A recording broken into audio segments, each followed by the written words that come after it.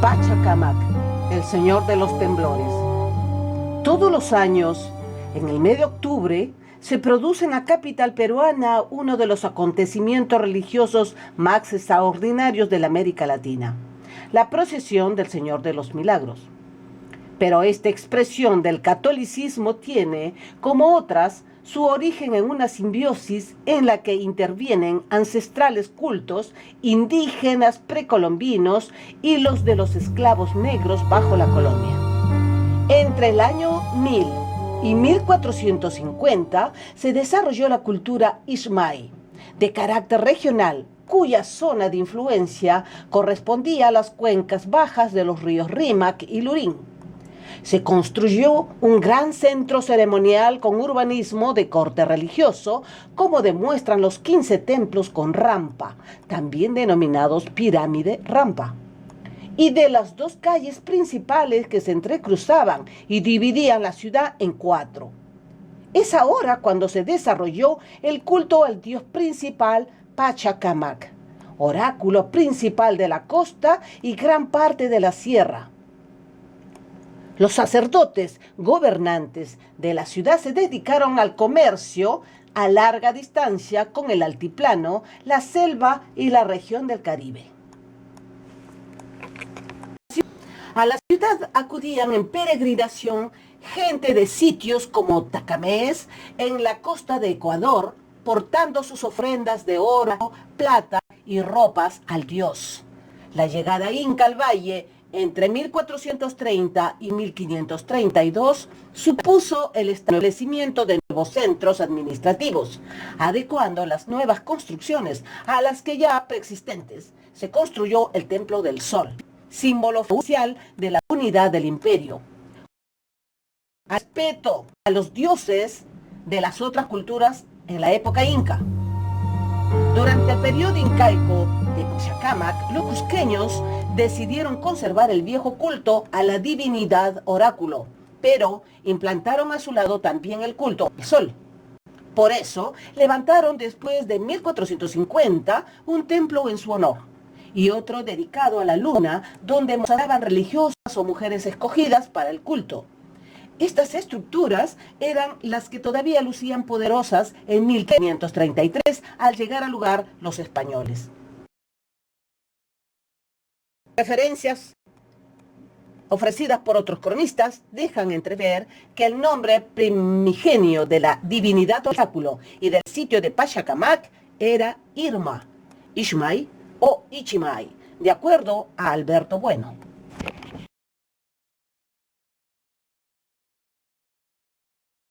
Etimológicamente, según Garcilaso, Pachacamac se compone de la Pacha mundo y el Cama animar, agregando el cronista que en el lenguaje del Perú no hay otro nombre para nombrar a Dios. El dios Pachacamac. El oráculo de Pachacamac es una de las divinidades más importantes del mundo andino que mantiene una continuidad de muchos siglos, original de la costa central. Esta divinidad tuvo tanto prestigio que sobrevino a la influencia inca y española, incorporándose a las creencias foráneas. En la mitología inca, Pachacamac aparece como dios del fuego e hijo del dios del sol. Fue considerado controlador del equilibrio del mundo, un mundo plano que terminaba en el mar. Se creía que era el rejuvenecedor del mundo creado por Huiracocha. Además, estaba vinculado a los movimientos sísmicos, ya que se creía que los temblores y terremotos eran expresión de su enojo. Se trataba de una huaca poderosa y temida dentro del panteón inca. Los incas conquistaron Pachacamac durante la jefatura de Tupac Yupanqui. Los cronistas señalan que el dios se le apareció a Tupac Yupanqui mientras dormía, mientras que otros sostienen que fue en forma de piedra que el dios le habló al inca. Presencia del invasor. Los españoles, a la cabeza de Hernando Pizarro, penetran en el templo de Pachacamac sin respetar a las creencias y ritos religiosos. Sin embargo, estos preceptos fueron ignorados y burlados por los españoles, quienes no tardaron en alcanzar la cima, donde los nativos imploraban al dios que les dé maíz y buenos temporales. Llegados a la cúspide, fueron recibidos por el obispo cubierto a la cabeza y sentado. Según palabras de Hernando Pizarro, Miguel de Estete, testigo ocular de la toma de posesión de Pachacamac, refiere que durante el recorrido debióse atravesar por muchas puertas para llegar a la cumbre de la mezquita y que era cercada de 6 o 4 cercas ciegas a maneras de caracol. En la cumbre de la pirámide, Hernando Pizarro ordenó que fuera violentada la puerta decorada que daba acceso a una pequeña cámara, la sede del ídolo oráculo de Pachacamac, y donde los intrusos esperaban hallar objetos de oro. En su interior, el recinto era oscuro y sin ventanas, por lo que no se podía entrar a ella sin candela. En el centro de la cámara había un ídolo de madera labrado, a manera de una estaca tallada con figuras. Más no se encontraban los soñados tesoros áureos, aparte de muchas cosillas de oro y plata, ofrendas de muchos tiempos y soterrados, según refiere Estete. Hernando Pizarro, desengañado, apunta que en la mezquita se halló oro podrido que dejaron cuando escondieron los demás, y que únicamente de todos se juntó 85.000 castellanos y 3.000 escudos de plata. El cronista Cice León, en su obra publicada en 1572, refiere que al aproximarse los españoles era público entre los indios que los principales sacerdotes del templo habían sacado más de 400 cargas de oro, lo cual nunca ha aparecido. No obstante, que los naturales alegaban que la imagen de la madera presente en la cima del Templo del Sol era Pachacama, que lo sanaba de sus enfermedades. Hernando Pizarro ordenó que fuera destrozada públicamente. La venganza de Pachacama, esperada por los nativos, y que habría... El ídolo de Pachacama pudo ser en el fondo una representación más de lo ancestral. De 1938. El ídolo fue descubierto por el doctor Alberto Giesecke en 1938, durante los trabajos realizados en el templo pintado o templo de Pachacamac. Este ídolo está hecho de madera de lúcumo y representa en la parte superior a un personaje de 2 caras. En la parte superior, el ídolo presenta un personaje de unos 50 centímetros de alto. Este personaje tiene 2 caras que miran para lados opuestos. En uno de los lados, la vestimenta aparece con decoraciones de maíz, mientras que el otro lado aparecen figuras de animales. Debajo de este personaje, el ídolo se encuentra decorado con una serie de dibujos destacando felinos, serpientes y personajes antropomorfos, entre otras decoraciones. La parte inferior, carente de decoración, iba enterrada, permitiendo al ídolo estar de pie en todo momento.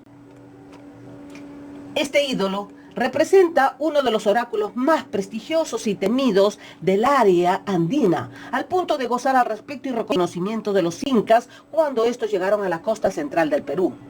Las primeras referencias sobre este ídolo provienen de la información de los cronistas. El ídolo, en palabras de Garcilaso, era tanto que le temían que no osaban mirarle, y así los sacerdotes entraban en su templo de espalda al ídolo para quitar la ocasión de alzar los ojos a él. La imposición de la religión del colonizador y el sincretismo. La llegada de la religión cristiana, con tintes radicales e intolerantes, provocó que las regiones conocidas como Perú volviesen a la violencia, dado que la cruz, espada y pólvora venían juntas a imponer por la fuerza la religión del colonizador en base de maltrato a los indígenas que seguían arraigados con sus creencias. Usando todos los métodos aprendidos en Europa en tantas guerras e invasiones religiosas, ellos imponían estos maltratos a nuestros indígenas. Asimiladas desde el Imperio Romano contra los pueblos celtas y en la Edad Media, las cruzadas fueron una serie de campañas militares impulsadas por el papado contra los musulmanes, judíos, protestantes y otras manifestaciones espirituales contrarias a la religión oficial. También contra los esclavos, paganos, cristianos, ortodoxos, griegos y rusos, mongoles, cátaros, husitas, valdenses, prusianos, principalmente contra los enemigos públicos de los papas y el rey, afines a los papas y viceversa. Durante el proceso inicial de la conquista, la Orden de los Predicadores de Santo Domingo se encontró representada por Fray Vicente Valverde, aquel religioso que hiciera el requerimiento al Inca Atahualpa y que posteriormente fuera obispo del Cusco. Los dominicos rápidamente erigieron monasterios por todo el territorio del virreinato peruano, aunque siempre mantuvieron su línea educativa. Otra importante orden religiosa que llegó en los primeros años de la conquista fue la franciscana, en 1542. Esta orden destacó entre las demás por su vocación misionera. Los franciscanos llegaron hasta los lugares más recónditos del virreinato con la finalidad de llevar la palabra de Dios a todos los indígenas. La labor franciscana no se centró solo en la evangelización, sino también en la enseñanza de labores agrícolas y el aprendizaje del castellano. Luego llegaron la Orden Agustina en 1551 y la Orden de la Compañía de Jesús o Jesuitas en 1565. Los jesuitas desde su arribo defendieron con energía a los indígenas, obteniendo por ello grandes pleitos con la administración local. La Orden Mercedaria en 1534 también llegó, pero el número de miembros de la orden no fue significativa en comparación con el número de las órdenes religiosas anteriores. La Iglesia Católica fue la constitución que más riqueza acumuló en bienes rurales y urbanos. Esta fue la encargada de transmitir la cultura española a los indígenas, la extirpación de idolatrías. La labor evangelizadora tuvo como fin convertir a los indígenas en practicantes de la fe católica. Para ello, buscaron la forma de acabar con las prácticas idolátricas que los nativos poseían, atacando a sus principales dioses y destruyendo todo signo de culto, como las huacas, por ejemplo. Sin embargo, los misioneros se daban cuenta que el culto a los dioses andinos continuaba, pese al esfuerzo de las órdenes religiosas por detenerlo. Frente a ello, los religiosos tomaron una decisión que realizaría una caza de todos los ídolos y dioses andinos para la total erradicación del culto a ídolos en los Andes. Cabe resaltar que estas compañías tuvieron otros motivos más allá del evangelizador. Era la apropiación de laicos y religiosos de los terrenos ocupados por las huacas o la búsqueda de ídolos como forma de obtener oro y plata.